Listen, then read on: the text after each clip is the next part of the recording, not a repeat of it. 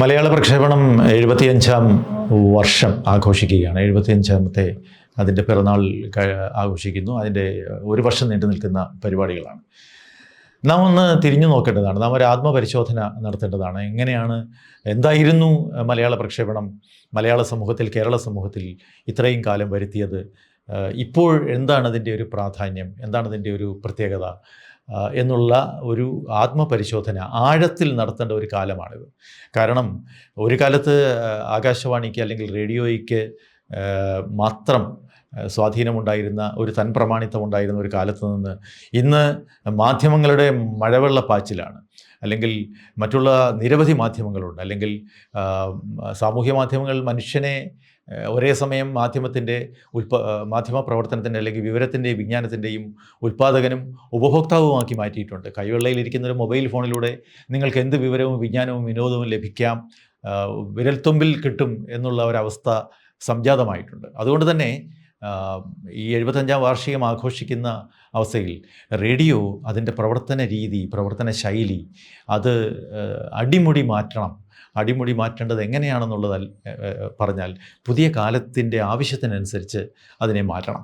എങ്കിൽ മാത്രമേ ഈ മത്സരക്ഷമമായ കാലഘട്ടത്തിൽ റേഡിയോയ്ക്ക് പിടിച്ചു നിൽക്കാൻ കഴിയൂ എന്ന് ഞാൻ വിചാരിക്കുന്നു.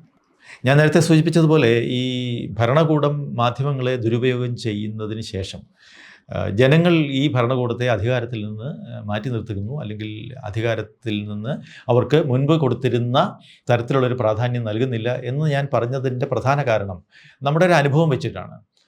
ഉദാഹരണം അടിയന്തരാവസ്ഥയാണ് അതിൻ്റെ ഏറ്റവും ക്ലാസിക് എക്സാമ്പിൾ എന്ന് പറയുന്നത്. അടിയന്തരാവസ്ഥ കാലത്ത് ഇന്ദിരാഗാന്ധി ഈ മാധ്യമത്തെ പരമാവധി ദുരുപയോഗം ചെയ്തു. അടിയന്തരാവസ്ഥയുടെ സ്തുതിഗീതങ്ങൾ പാടാനും നമുക്കറിയാം 20 പോയിൻറ്റ് പ്രോഗ്രാം പോലുള്ള പ്രോഗ്രാംസിന് വേണ്ടി മാത്രം മാറ്റിവെക്കുകയും വിമതസ്വരങ്ങൾ ഒരിക്കലും റേഡിയോയിലൂടെ വരാതിരിക്കാൻ അവർ പ്രത്യേകം ശ്രദ്ധിച്ചു. പക്ഷേ അതിനുശേഷം അതിനുശേഷം നടന്ന തെരഞ്ഞെടുപ്പിൽ അവർ അധികാരത്തിന് പുറത്തുപോയി. കേരളം മാത്രമായിരുന്നു അതിനൊരു അപവാദം. കേരളത്തിലെ ആളുകൾ വലിയ രാഷ്ട്രീയ പ്രബുദ്ധതയുള്ളവരായിരുന്നു എന്ന് പറയുന്നതിൻ്റെ പൊള്ളത്തരം അന്ന് തിരിച്ചറിഞ്ഞ ഒരു കാലമാണ്. ഒരുപക്ഷെ ഇതൊന്നും ജനങ്ങളിലേക്ക് എത്തിയില്ല എന്നൊന്നും നമുക്ക് വിശ്വസിക്കാൻ പറ്റില്ല. അതിനുശേഷം വന്ന പല സർക്കാരുകളും, ഇപ്പോൾ രാജീവ് ഗാന്ധി അധികാരത്തിന് പുറത്തു പോയതിൻ്റെ ഒരു പ്രധാന കാരണം അദ്ദേഹത്തിൻ്റെ ഭരണകാലത്തും ബാക്കി എല്ലാ പരിപാടികളും മാറ്റിവെച്ചിട്ട് ആകാശവാണിയുടെ മുകളിൽ, ദൂരദർശൻ്റെ മുകളിലൊക്കെ വലിയ പ്രഷറായിരുന്നു. ഇവരുടെ നയങ്ങൾ, ഇവരുടെ നടപടിക്രമങ്ങൾ, ഇവരുടെ പദ്ധതികൾ, അതിന് പ്രചാരണം നൽകണം എന്നുള്ളത്. വാജ്പേയി സർക്കാരിൻ്റെ കാലത്ത് ഇത് തന്നെ സംഭവിച്ചു. മേരാ ഭാരത് മഹാൻ എന്നൊക്കെ പറയുന്ന, അല്ലെങ്കിൽ ഇന്ത്യ ഷൈനിങ് എന്നൊക്കെ പറയുന്ന മുദ്രാവാക്യങ്ങൾ നിരന്തരം ഇതിലൂടെ പ്രക്ഷേപണം ചെയ്യണമെന്ന് വലിയ സമ്മർദ്ദമായിരുന്നു ആ കാലഘട്ടത്തിലൊക്കെ റേഡിയോ നിലയങ്ങൾക്കുണ്ടായിരുന്നത്, അല്ലെങ്കിൽ ദൂരദർശനുണ്ടായിരുന്നത്.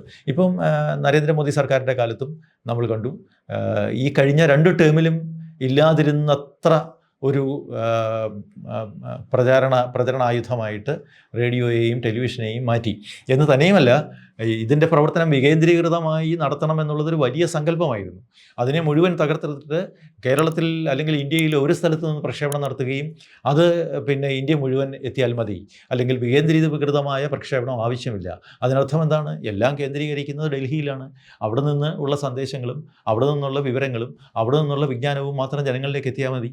പ്രാദേശികമായ വിവരവും പ്രാദേശികമായ അഭിപ്രായങ്ങളും പ്രാദേശികമായ ജനാധിപത്യ മൂല്യങ്ങളും ജനങ്ങളിലേക്ക് എത്തണ്ട എന്നൊരു സങ്കല്പത്തിൻ്റെ ഭാഗമായിട്ടാണ് അത്തരം ഒരു സമീപനം സ്വീകരിച്ചിട്ടുള്ളത് എന്ന് ഞാൻ മനസ്സിലാക്കുന്നു.